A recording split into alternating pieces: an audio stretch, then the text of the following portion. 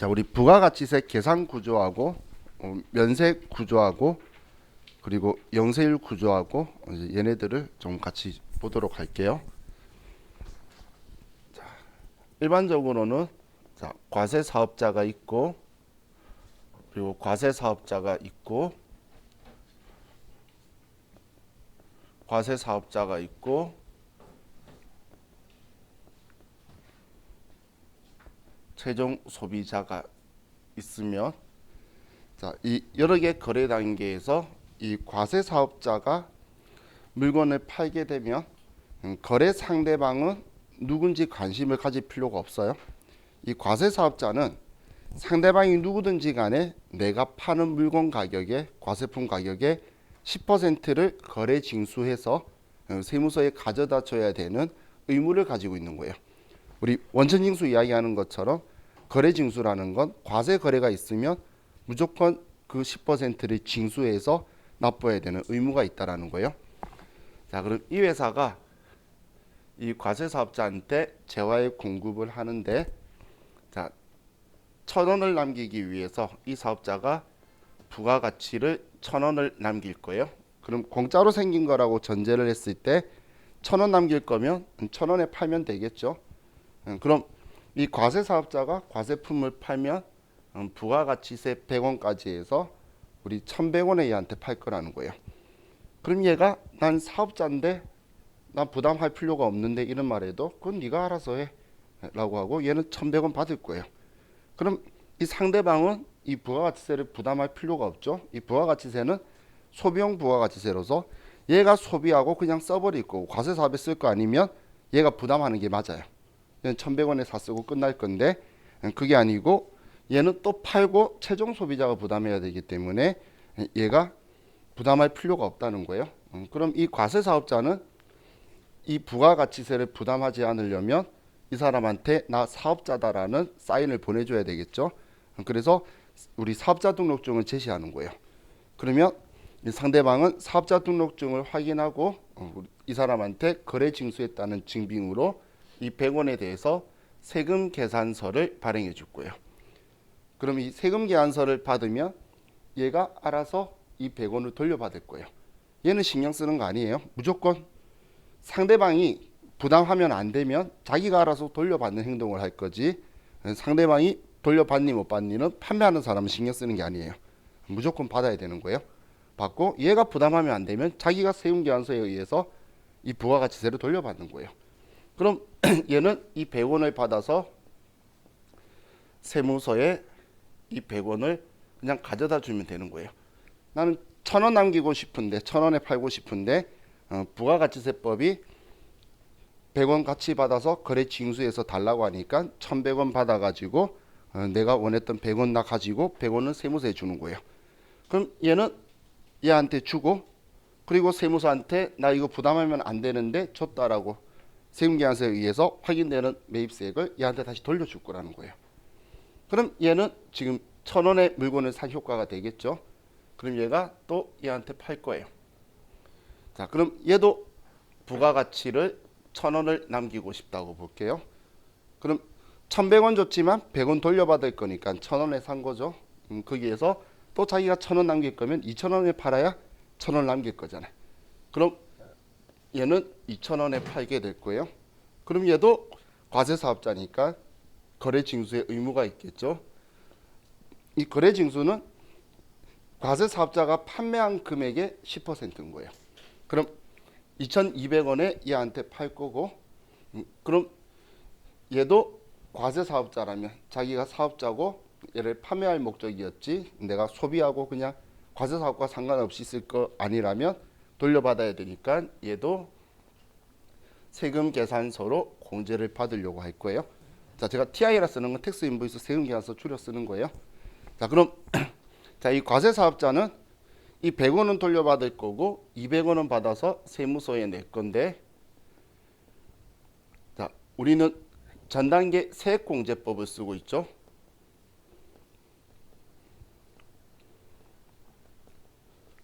지금 세액공제법이라는 건 공제는 빼줄게라는 뜻이에요. 빼라는 의미가 아니에요. 빼줄게. 너가 세금계산서 못 받았으면 안 빼주는 거고 너가 적격한 증빙을 갖춰 가지고 줬다는 사실을 입증을 하면 그걸 빼줄게라는 의미예요. 그럼 이 매출세액 200원에서 매입세액 100원을 빼면 그냥 100원만 얘가 납부하게 되면 어차피 이 사업자는 부담한 게 없어지게 되죠. 자, 그럼 이 과세 사업자도 세금계산서 받아서 2,200원 주고 2,000원 돌려받으면 자기는 부가가치세 부담한 게 없겠죠. 그럼 2,000원에 산 상황에서 이 최종 소비자한테 또 팔아요. 얘가 최종 소비자든 면세사업자든 국가든 우리 비영리단체든 그런 관심 없어요. 너가 부담하면 안 되는 상황이라면 네가 알아서 공제받아라고 하고 얘는 300원 무조건 받는 거예요. 그래서 파는 사람은 다른 상대방을 배려할 필요 없어요. 부가가치세는 형식만 따지는 거예요. 거리의 실질 이런 거 없어요. 얘 과세품이네 받아야지. 너 면세사업자네 왜 받았니 이거예요. 단순하게 부가가치세는 그렇게 형식적으로 정확하게 틀만 따라가시면 돼요. 그럼 얘도 세무서에 300원에서 200원. 자, 얘 부가가치 1,000원 누리죠. 그러면 얘도 100원을 납부를 할 거예요. 자, 그럼 이 최종 소비자는 이제 이 물건을 그럼 사용하는 게 3,300원에 쓰게 되겠죠. 그럼 물건 가격은 3,000원이라는 거예요. 그런데 이 최종 소비자는 부가가치세까지 해서 3,300원에 이용하게 되는 효과가 나오게 되죠. 그럼 이 300원을 부담한 사람을 우리가 어제 간접세에서 담세자라고 했죠. 그리고 이 300원을 그럼 세무서에 가져다 주는 자를 납세자라고 하는데, 그럼 이 300원을 주는 방식이 이 세무서가 100원을 내고 얘가 100원을 주고 얘가 100원을 줘서 이게 우리는 여러 거래 단계에서 사업자들이 가지는 부가가치의 10%를 가져다 주니까 우리는 다단계 거래세다. 그리고 이 사업자가 1,000원을 부가가치를 누리게 되니까 100원을 내는 거예요. 만약에 이 사업자가 지금 2,200원에 사서 200원 돌려받으니까 2,000원에 산 거죠. 그런데 3,000원 남기고 싶어요. 만약에 얘가 3,000원 남기고 싶으면 5,000원에 팔면 되겠죠. 그럼 500원을 받을 거예요. 그럼 최종 소비자한테 5,500원에 팔면 그러면 매출세액은 500원이고 매입세액은 200원이니까 얘는 300원을 내겠죠. 그럼 내는 원리는 이 사업자가 가지는 부가가치의 10%를 내기 때문에 부가가치세라고 표현을 하는 거예요. 그래서 우리 소비자 입장에서는 물건 가격의 10%라고만 보면 되잖아. 그런데 사업자 입장에서는 내가 납부하는 세금은 내가 가진 부가가치의 10%를 납부하도록 나오는 거예요. 그래서 내가 가진 부가가치의 10%보다 더 높이 나온다면 내가 사업의 구조를 뭔가를 잘못 가지고 있는 거예요. 그렇게 해서 생각을 진단을 하실 수가 있어요. 기본적으로. 자, 그럼 이런 형태를 가지고 있는데, 자, 만약에 이 과세 사업자가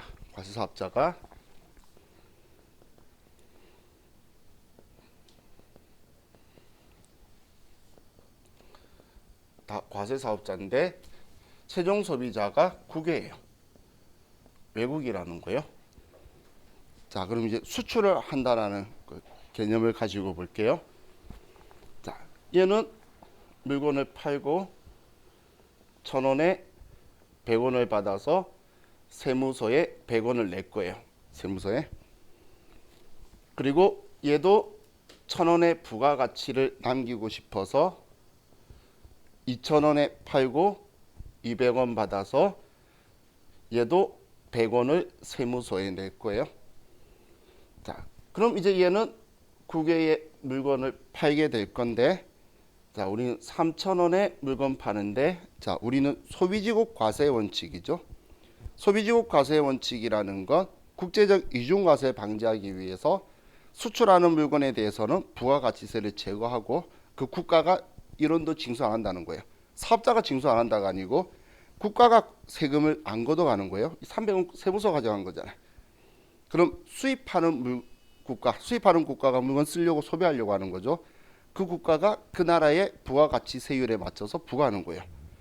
그래서 우리나라는 수출할 때는 0% 세율을 하면 그 금액 얼마든 간에 0원이니까 부가가치세 없이 물건을 보내도록 만들 거고, 수입하는 물건은 그래서 세관에서 물건을 잡아서 우리나라 세율인 부가가치세 10%를 부과해서 국내로 반입시키는 거예요. 그럼 우리나라 물건에 부가가치세가 10% 부과되게 되겠죠. 그래서 우리나라는 그 카트 협정 지금 WTO에 가입돼 있기 때문에 그래서 소비지국 과세 원칙을 구현을 해요.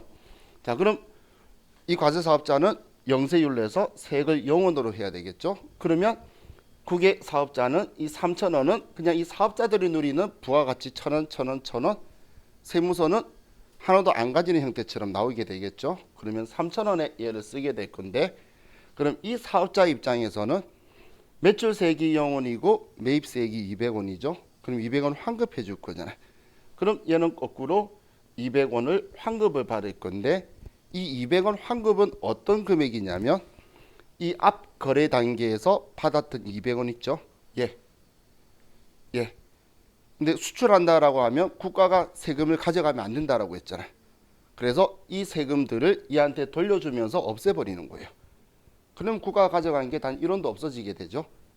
그렇기 때문에 그럼 사업자들이 가진 부가가치만 증가되게 되는 거지, 부가가치세를 국가가 가져간 거는 완전히 면제시키기 때문에 영세율 제도를 완전 면세 제도라고 하는 거예요. 만약에 얘가 수출할 거라고 영세율로 받았다면 얘는 신고할 게 하나도 없겠죠. 그러면 얘가 매출세액이 0원이니까 이 100원을 얘가 돌려받는 거예요. 그런 식으로 단계를 이제 앞쪽으로 당길 수 있도록 되어 있다라고 보시면 돼요. 자, 그럼 우리 영세율이 완전 면세 제도라고 표현하는 이유가, 완전 면세 제도라고 영세율을 표현하는 이유가 앞에 받았던 부가가치세를 국가가 완전히 돌려줘 버리면서 이 세금을 포기해 버리게 되죠. 그래서 최종 소비자한테 단 1원도 전가 안 되도록 사업자들한테 전부 다 돌려주면서 얘를 제거시키기 때문에 완전 면세라는 표현을 쓰는 거예요. 자, 그럼 이제 우리 면세 제도를 좀 가지고 볼게요. 면세 제도. 순간 고민해서 위에 걸 지울까 아래 걸 지울까.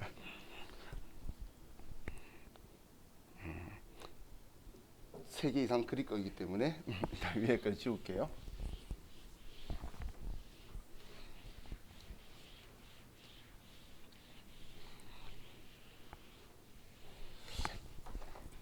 자, 우리 면세 제도는 취지가 사업자를 위해서 만든 제도인가요? 아니죠. 소비자를 위해서 만든 제도죠. 이 영세율 제도는 수출 산업을 육성하기 위한 사업자를 위해서 만든 제도인데, 면세 제도는 최종 소비자를 위해서 만든 제도예요. 자, 그럼 우리가 예를 들어서 과세 사업자,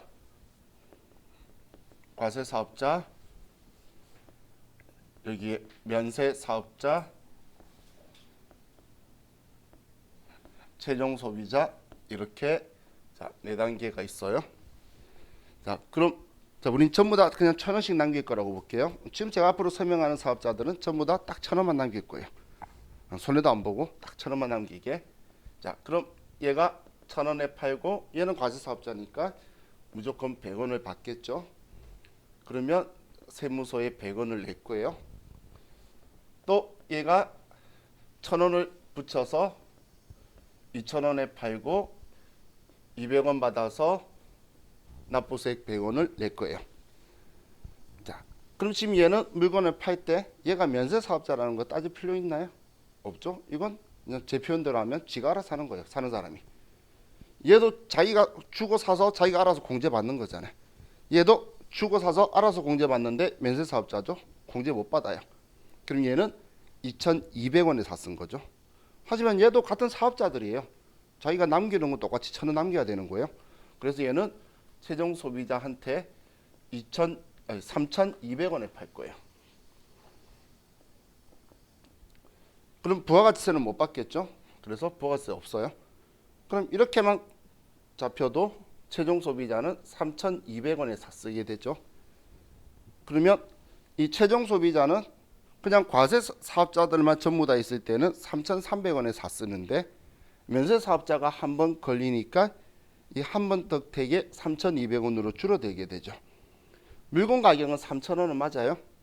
그런데 이 면세 사업자 단계에서 면세가 빠져버리는데 과세 사업자 단계에 있는 이 200원만 부담하게 되는 거예요. 그럼 영세율하고 다르게 얘는 얘한테 이 돈을 환급해주는 형태가 안 일어나기 때문에 면세사업자 단계의 부가가치세만 제거가 되는 거지 전체의 부가가치세가 제거되는 게 아니죠. 과세사업자 단계의 부가가치세는 부담하잖아. 그래서 면세제도를 부분 면세 혹은 불완전 면세라고 하는 거예요. 면세나 혹은 불완전 면세제도라고 표현하는 거예요. 면세사업자 단계에서만 부가가치세가 빠지는 거지 과세사업자 단계에서 발생했던 부가가치세는 최종 소비자가 부담을 하도록 전가되도록 되어 있는 게 면세제도인 거예요. 그럼 만약에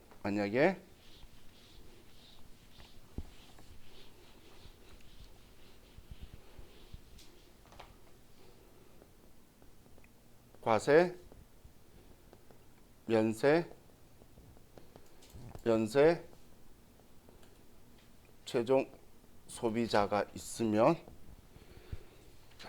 얘는 상대방이 면세 사업자든 뭐든 간에 1,000원의 부가가치세를 받아야 되겠죠. 그럼 얘는 100원을 세무서에 낼 거예요. 그럼 얘는 1,100원에 샀지만 부가가치세법이 얘랑 같이 안 올라오고 그러죠. 그러면 얘한테는 자기가 1,000원 남길 거면 2,100원에 팔 거고 근데 부가가치세는 못 받게 되겠죠. 그럼 얘 면세 사업자는 2,100원에 그냥 산 거예요. 그렇기 때문에 얘는 1,000원 남길 거면 3,100원에 팔게 되니까 최종 소비자는 3,100원의 물건을 쓰게 되는 거예요. 그럼 지금 면세 사업자 단계가 두 개니까 얘는 이 단계에서 발생한 거는 제거가 되는 효과가 나오죠. 그럼 과세 사업자 단계에 있는 거는 제거가 안 되는 게 면세 사업자라는 거예요. 그럼 우리 면세품이라고 말하는 것들 있죠. 여러분들 쌀이라든지 이런 것들은 거의 대다수가 처음부터 면세로 해서 쫙 오는 거예요. 그럼 여러분들 그 면세품의 가격은 전부 다 중간에 누군가가 남긴 거예요. 세금 가져간 건 없다는 이야기예요. 쫙 전부 다다. 그렇지? 어떤 개념인지 이해가시죠? 지금 부가가치세는 없다는 이야기. 다른 세금은 있지. 부가가치세가 없다는 이야기예요. 소비세인. 이게 우리 면세제도의 취지라는 거예요. 최종 소비자가 세부담이 좀 줄어들게 되겠죠. 그래서 이런 제도를 쓰고 있는 거예요. 자, 그럼 이렇게 좋은 면세제도인데 소비자를 위해서. 근데 지금 제가 이 두 개 그린 거의 특징은 이 최종 소비자와 면세 사업자가 바로 붙어 있는 경우예요. 붙어 있는 경우에는 이렇게 별 문제가 없는데, 자, 얘가 면세 사업자가 과세 사업자들 사이에 끼게 되면 오히려 거꾸로 누적 효과라는 게 발생한다는 거예요. 자, 예를 들어 보면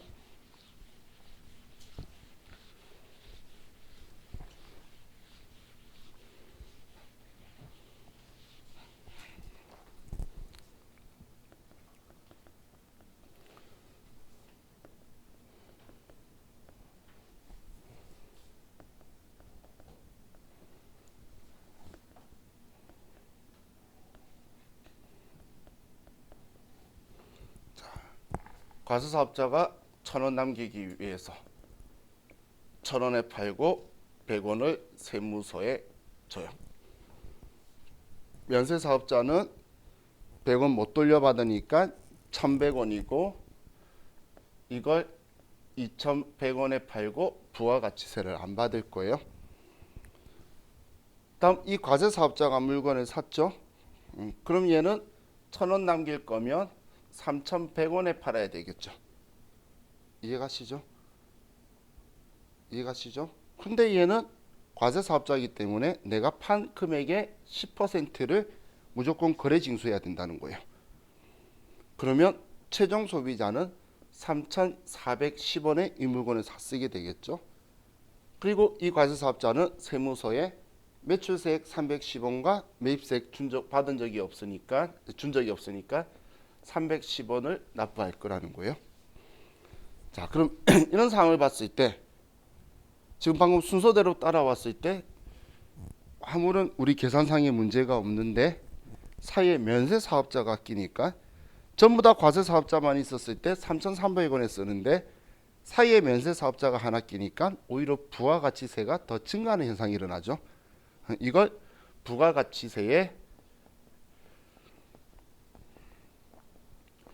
누적 효과라 그래요. 그럼 이 부가가치세 누적 효과의 범위를 찾아보면 물건 가격 3,000원에 우리 사업자들이 누린 1,000원, 1,000원, 1,000원에는 아무런 차이가 없어요. 가져간 범위는 100원 가져가고 310원 가져간 세무서가 범인인 거예요. 사업자들이 돈 더 많이 남기고 한 건 아무도 없어. 그죠? 이건 세무서가 세금 많이 가져간 거예요. 그럼 이 제도는 면세제도의 취지를 어긋나게 되겠죠. 그럼 이걸 해결해야 되는 게 과세관청이라는 거예요. 그럼 과세관청이 봤더니 자, 우리 이런 사항에 대해서 세무이급 때 봤던 현상 있나요? 그렇죠? 이게 우리 이런 거였잖아요. 예를 들면 통조림. 우리 통조림 가공업체들 보면 미가공, 농수산, 추산, 인산품을 사서 면세품 사서 가세품을 하고 팔면 최종 소비자한테 가니까 지금 그때 많은 사람들이 오해하는 게 미가공, 농수산, 추산, 인산품을 쓰는 식당이나 그런 제조업들을 지원하려고 만든 제도가 의제 매입세 공제라고 생각하는데 아니에요. 이 제도는 부가가치세의 누적 효과를 제거하기 위해서 하는 거예요. 그럼 얘 제거하기 위해서 얘한테 이야기하는 거예요. 왜 너 이렇게 비싸게 파니? 그랬더니 얘가 말하는 거예요. 얘가 과세 사업자였다면 난 2,200원 주고 사지만 200원 돌려받으니까 200원에 사는 거예요. 그런데 얘가 면세 사업자라서 내가 지금 210원에 2,100원에 샀으니까 난 과세 사업자일 때보다 더 비싸게 산 거예요. 이 앞에 전부 다 과세 사업자일 때는 2,200원이지만 200원 돌려받잖아. 그럼 2,000원에 산 건데 얘한테 비싸게 샀기 때문에 이렇게 전가된 거예요. 그랬더니 부가가치세법이 그렇다면 너가 지금 내지 않은 이 부가가치세를 안 냈지만 냈다고 해줄게라고 이 100원 정도로 정확하게 100원이 아니죠.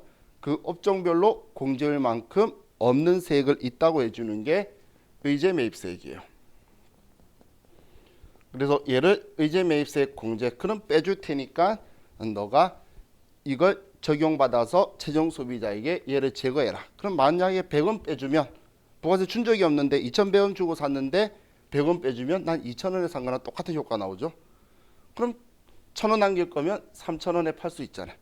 그럼 300원이니까 최종 소비자가 3,300원에 이용할 수가 있겠죠.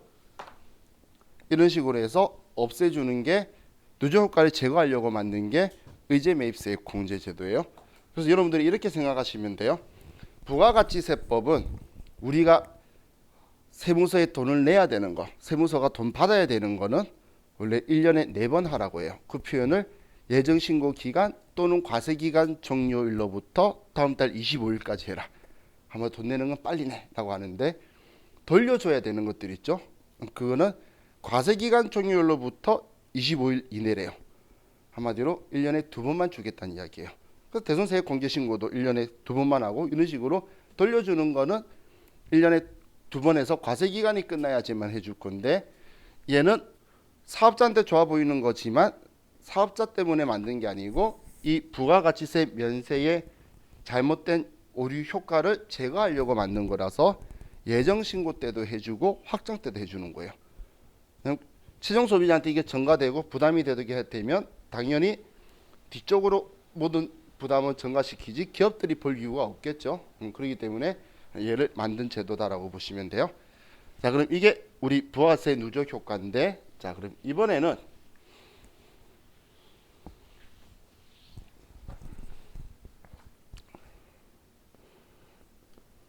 과세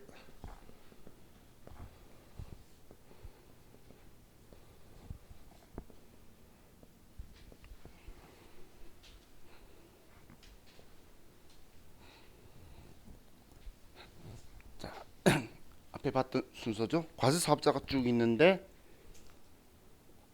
외국에 얘가 수출을 한대요. 수출을.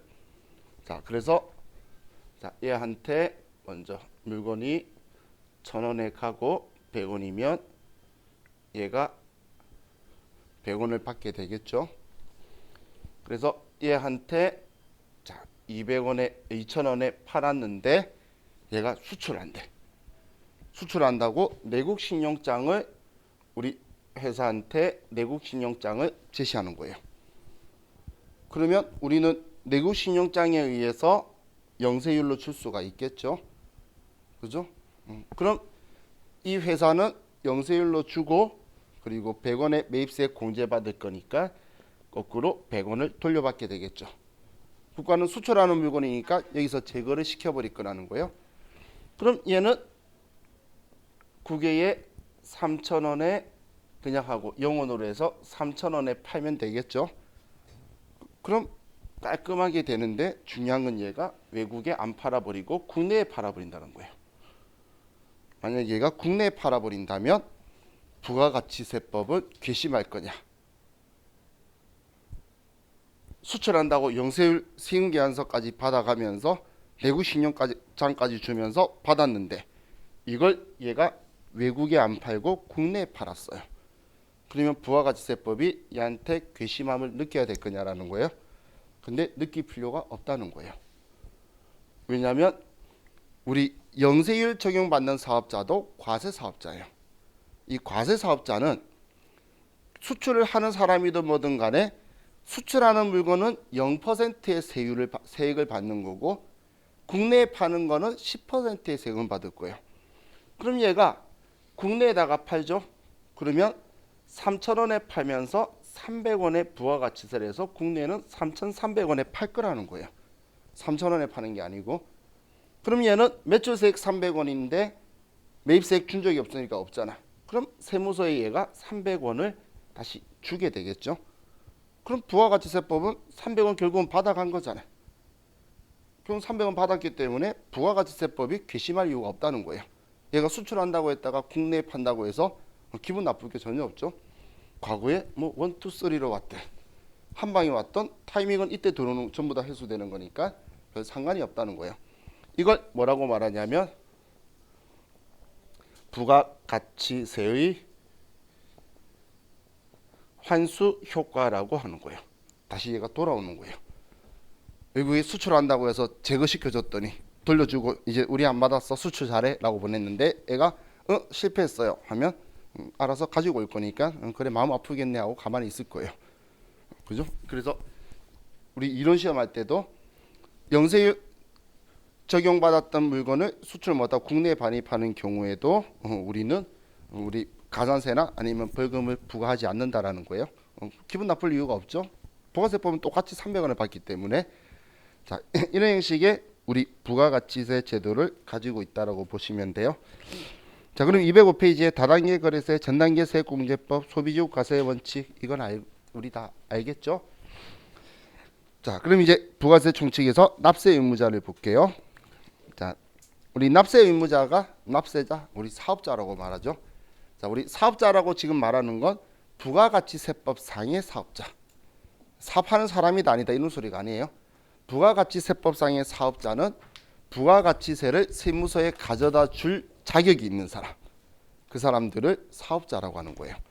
그럼 이 사업자는 일단 우리 아래 개념 보면 첫 번째가 영리목적 유무라고 불문이라고 적혀 있죠. 왜냐하면 영리목적 유무하고 관계없이 사업자는 무조건 우리 과세품을 공급하는 사업자는 부가가치세를 거래징수해서 세무서에 가져다 줘야 돼요. 또 납세 의무자가 되려면 지금 제가 될 수는 없어요. 왜냐하면 사업성을 갖춰야 된다는데 계속적 반복적으로 공급을 해야 되는 거예요.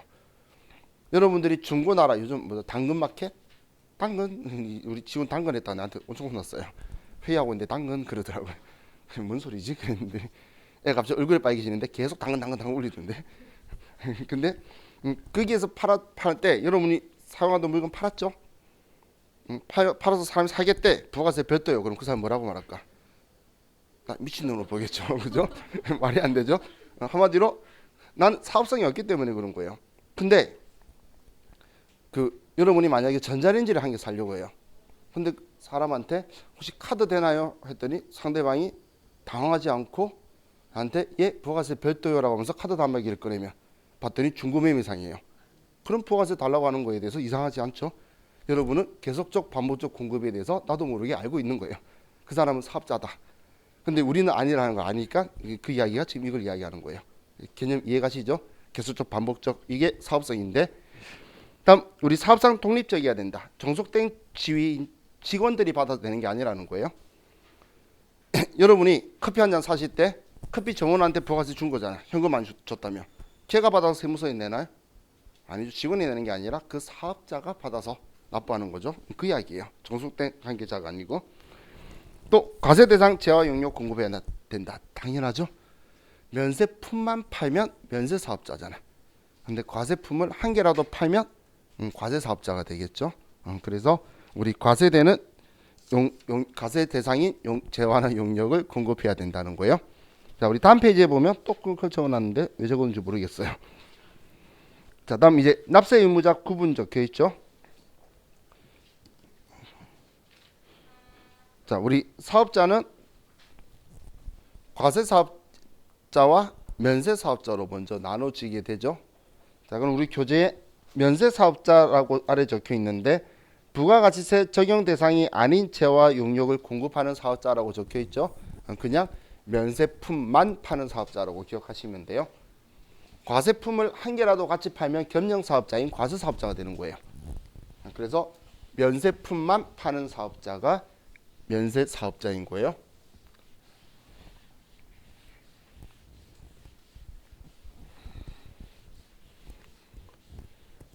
우스갯소리로 여러분들이 정육점을 갔어요. 정육점 가면 사 걸고 오는 기계들 가지고 있는 정육점들이 있죠. 근데 그 사 걸고 오는 기계라든지 이런 기계가 문 밖에 있어요. 일반적으로 문 밖에 두고 만약 세무서에서 오면 그 자기 거 아니에요. 왜냐하면 정육점은 면세 사업자인데 그렇게 가공하고 하는 건 그건 과세품으로 해야 되기 때문에 자기 거 아니라는 분위기로 밖에 둬요. 근데 안에 있잖아. 안에 있을 때 그냥 농담으로 사장님한테 사장님 정육점인데 과세 사업자세요? 그러면 사장님 얼굴 빨개질 거예요. 큰일 났구나. 얘가 찌르면 안 되는데 깜짝 놀라실 거예요. 뭐냐 과세품이랑 면세품이랑 같이 팔게 되면 과세 사업자로 전환되니까 그렇다고 고기를 과세품으로 팔아야 되는 게 아니에요. 겸용 사업자는 과세품 팔 때는 세임계약서 발행하고 면세품 팔 때는 우리 면세로 계산서를 발행하는 거예요. 그럼 그 사람은 그렇게 하면 되지라고 생각할 수 있죠. 근데 왜 그 사장님이 싫어하냐면 그럼 부가가세 신고를 해야 되거든. 2월 달에 사업장 현황 신고 1년에 한 번씩만 하면 끝낼 수 있는 걸 이 사람이 지금 잘못하면 6개월마다 그리고 3개월마다 예정 납부까지 해야 되고 고지 납부도 해야 되고 피곤해지겠죠.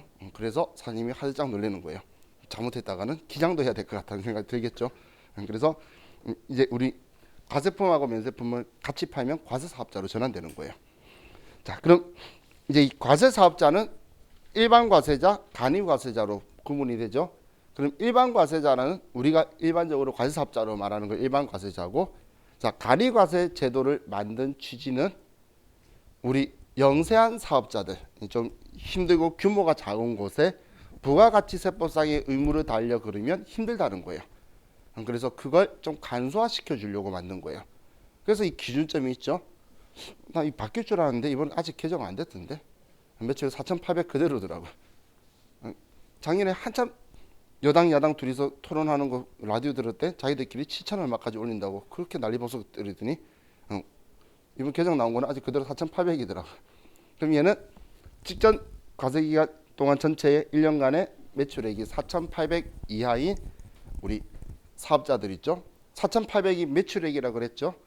근데 매출액인데 부가가치세법으로 이야기하면 간이과세자는 공급 대가를 이야기하는 거고, 만약 일반 과세자였다면 공급 가액을 표현하는 거예요. 그래서 그냥 부가세에 포함된 금액을 다 매출이라고 하죠. 우리 음식점에서 5,000원짜리 밥 한 그릇 먹었으면 원래 부가가치세 포함 금액이잖아. 근데 매출 5,000원이라고 표현하죠. 그래서 그 공급 대가를 이야기하는 거예요. 그 합이 연간 4,800의 미달이 미만인가 봐요. 세법법제에는 미만이라고 한 적이 있고 미달한다고 적혀 있어요. 제가 옛날에 어릴 때 그걸 몰랐어요. 미달이 이한 줄 알았어요. 근데 미달이 미만이더라고. 그 잡게 되면, 자, 방금 매출이라는 걸 우리 회계상 용어로 생각하면 수익이잖아. 이익이 아니고. 그러면 매출 원가도 빼고 판관비도 빼면 이익은 엄청 작겠죠. 2배 장사한다 하더라도 한 달에 4,800이면 한 달에 400에 2배 장사하면 일단 매출 총이익만 200만 원이겠죠. 그러면 이 200 가지고 일단 내 몸만 있어야 되지. 가게세 내는 순간 힘들어지기 시작하겠죠. 판관비에서. 그렇기 때문에 엄청 영세하다는 거예요. 이런 사람한테 세무계산서 발행하고 부가세 신고하고 이거 말이 안 되겠죠. 그래서 이런 사람들한테는 좀 간편하게 편리하게 부가가치세법상 의무를 간소화시켜 주려고 하는 거예요. 자, 그렇기 때문에 개인 사업자를 기준으로 봤을 때 제가 일반 과세 사업장이 있어요. 그런데 또 제가 제 이름으로 다른 사업장을 열면서 가리과세 적용을 받을 수 있냐라는 거예요. 그럼 제가 일반 과세 사업장을 하고 있는 제가 다른 사업장을 새로 신규로 차릴 때에 부가가치세법상 의무를 할 수 없다라고 볼 수 있을까요? 지금 제 개인 사업자는 자기 주민등록번호에 사업자 등록번호가 붙는 거예요. 그러면 저는 그 의무 능력을 못할 거라고 볼 수가 없겠죠. 그래서 일반 과세 사업장을 하고 있는 자는 타 사업장을 가리과세 적용을 받을 수 없는 거예요. 또 법인 사업자가 법인을 설립한다는 사람이 부가세 신고도 못한다는 게 말이 되겠어요? 말이 안 되겠죠. 그래서 법인 사업자도 가리과세 적용을 못 받는다고 보시면 돼요. 그냥 가리과세 취지를 생각하면은 이렇게 당연한 이야기가 되죠. 자, 그리고 우리 교재에 겸용사업자라고 적혀 있죠. 겸용사업자는 앞에도 말했지만 과세품과 면세품을 모두 다 지급하는 거. 자, 우리 과세사업자, 면세사업자, 겸용사업자 우리 부가가치세 이야기하니까 막 얘들 따지고 있지. 실제로 사업하는 사람은 이거 왜 따져? 돈만 되면 다 팔아야지. 그죠? 다 팔고 봤더니 얘가 면세품이어서 이런 사람도 있어요, 정말. 그렇기 때문에 뭐 내가 이런 사업자 형태를 하고 싶어 그런 건 없어요. 그래서 우리나라의 겸용사업자는 엄청 많아요. 면세품이든 과세품이든 돈 되면 다 팔아야지. 그죠? 그럼 이 겸용사업자는 과세사업자이기 때문에 일반 과세사업자하고 똑같은 의무를 다 하는 거예요. 근데 하면서 자, 여러분들 부가세 신고서에 과세표준명세서 본 적 있죠? 이 과세표준명세서가 법인은 법인세법상, 개인은 소득세법상의 서식이에요. 그럼 겸용사업자는 그걸 신고할 때 과세표준명세서도 같이 제출을 하는 거예요. 그러면 1년에 법인이라면 4번, 개인이라면 2번을 제출을 하게 되겠죠. 그렇기 때문에 겸용사업자는 면세 사업장 현황 신고를 할 필요가 없는 거예요. 면세 관련된 매출도 전부 다 부가세 신고할 때마다 같이 제출하거든. 그것 때문에 그게 적혀 있잖아. 과세표준명세서 아래 보면 면세 사업 수익 금액이라고 해서 같이 적혀 있죠. 그걸 같이 제출을 한다라고 보시면 돼요. 자, 이제 과세 기간을 보면 자, 부가가치세법상 과세 기간 1년에 몇 번 있죠? 몇 번 있어요? 2번 있죠. 4번이라고 마음속 생각하시는 분은 반성해야 돼요. 자, 부가가치세법의 과세 기간은 2번이죠. 1기, 2기. 자, 그럼 1기는 1월 1일부터 6월 30일, 7월 1일부터 12월 31일. 자, 이렇게 과세 기간은 2번밖에 없어요.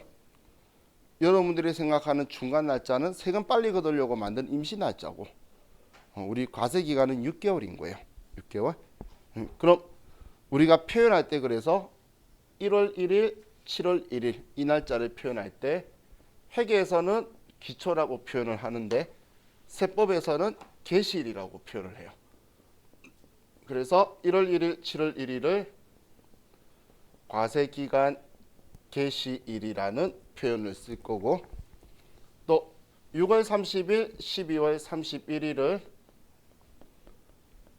이 날짜를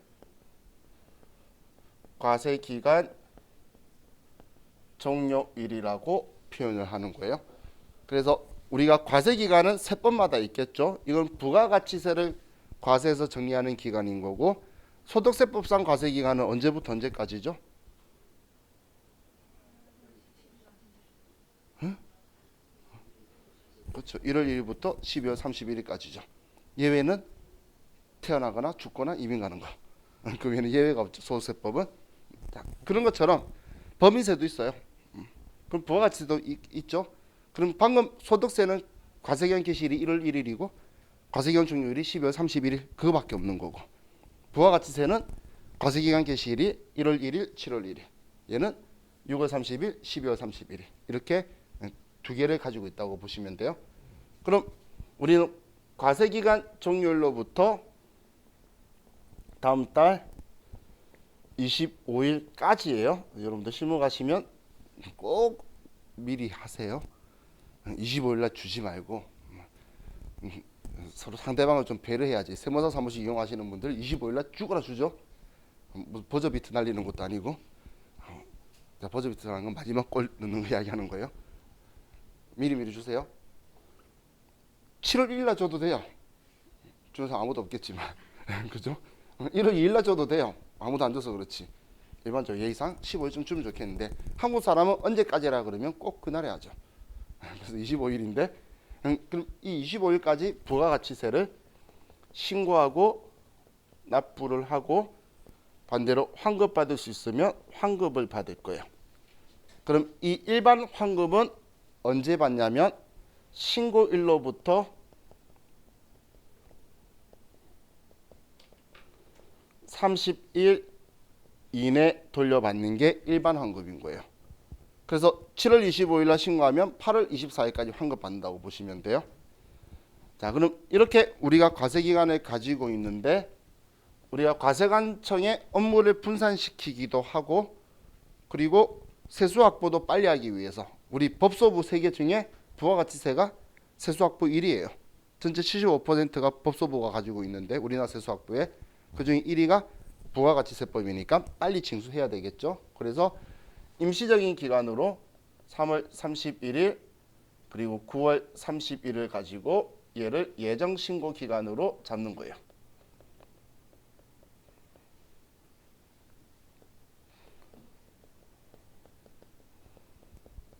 자, 이것 때문에 이제 날짜가 3월 31일 이제 9월 30일 이 날짜를 칭하는 표현이 예정 신고 기간 종료일이라고 표현하는 거예요. 예정 신고 기간 종료일이라고 얘를 표현할 거예요. 자, 그럼 예정 신고 기간 개시일은 있을까요? 그런 날은 없어요. 어디 예정 신고 따위가 과세기간 앞에서. 그죠? 얘는 임시적인인데 이 날짜들은 과세기간이 잡고 있잖아요. 그럼 4월 1일, 10월 1일을 확정 신고 기간 개시일이라고 할까요? 그런 표현은 없어요. 우리는 확정 신고 기간이라는 말 자체가 원래 옛날에는 세법 법전 자체도 없었어요. 제가 이 세법을 처음 배울 때 우리 교수님이 엄청 강조했어요. 이 기간은 확정 기간이라고 말하지 말라고. 지금 난 실무하면서 쓰고 있는데. 근데 그때 당시에는 그 교수님 말이 맞는 거였어요. 근데 아닌 걸 사람들이 많이 쓰다 보니까 관습처럼 얘를 이제 확정 신고 기간이라고 표현하는 게 모르면 바보인 상황이 됐기 때문에 인지를 하는데 그러면서 글로 적어가지고 제출하는 건 절대 못 볼 거예요. 왜냐하면 그 성문적으로 적혀 있는 건 없거든. 근데 표현마저도 신기하게 적혀 있어요. 확정 기간이라고 표현이 적혀 있는 부분이 있어요. 그 기간을 뭐라고 적혀 있냐면 과세기간 종료로부터 최종 3월이라고 적혀 있어요. 정말 신기하게 적혀 있죠. 그러니까 뒤에 이제 얘 빼고라고 하면 우리 일반적으로 이 날짜를 따로 말할 것 같은데 얘로부터 역산해 가지고 표현을 하게 우리 세법 버전에 적혀 있는 걸 딱 한 구절로 볼 수 있을 거예요. 자, 그럼 예정 신고 기간은 임시 기간이고 세금 거두려고 만든 기간이라 그랬죠. 그래서 이때도 다음 달 25일까지 부가가치세를 신고하고 납부를 하는데 이 예정 신고 때는 환급은 해주지가 않아요. 예정 신고 때는 환급이 없어요. 여러분들이 1월 달이나 2월 달이나 3월 달에 산 거에 대한 환급은 8월 24일 날 받을 수 있다고 보시면 돼요. 자, 그것 때문에 부가가치세 신고서에 대놓고 21번 칸에 예정신고 미환급세액이라는 칸이 아예 기다리고 있잖아요. 그죠? 예정신고는 환급을 해주지 않기 때문에 확정신고할 때에 같이 합산해가지고 과세기간꼴로 정리를 해줄 거예요. 자, 그럼 우리 부가가치세 신고는 자, 우리 예정신고, 확정신고라고 하는데 예정신고는 당연히 1월부터 3월, 7월부터 9월 이렇게 하게 되겠죠. 그런데 확정 신고는 어떻게 하냐면 확정 신고는 과세 기간분 전체 가지고 1월부터 6월 혹은 7월부터 12월 거를 가지고 여기에 빼기 예정 신고분 빼기 조기 환급분을 해서 신고하는 거예요. 그래서 우리 확정 신고했다고 표현하는 이 신고에는 과세 기간 거에서 예정 신고 때 했던 걸 빼고 신고하라고 돼 있는 거예요. 4월 1일부터 6월 30일 걸 신고하라는 게 아니라 1월 1일부터 6월 30일 거 중에 예정 신고했던 부분이 있으면 걔를 빼고 신고하는 거예요. 그렇게 여러분들이 개념을 무조건 잡으셔야 돼요. 원래 그렇게 하는 거고. 근데 우리 조기 환급 받으려고 빨리 신고한 것도 있겠죠. 얘도 신고한 거잖아. 그래서 얘네들을 뺀 나머지 신고하는 게 확정 신고라고 보시면 돼요. 그래서 여러분들 전부 다 한도 계산은 과세기간 거에서 예전 거 뺐잖아. 원래 신고는 그렇게 잡고 하는 거다라고 개념을 잡으셔야 되는 거예요. 자, 그럼 이제 우리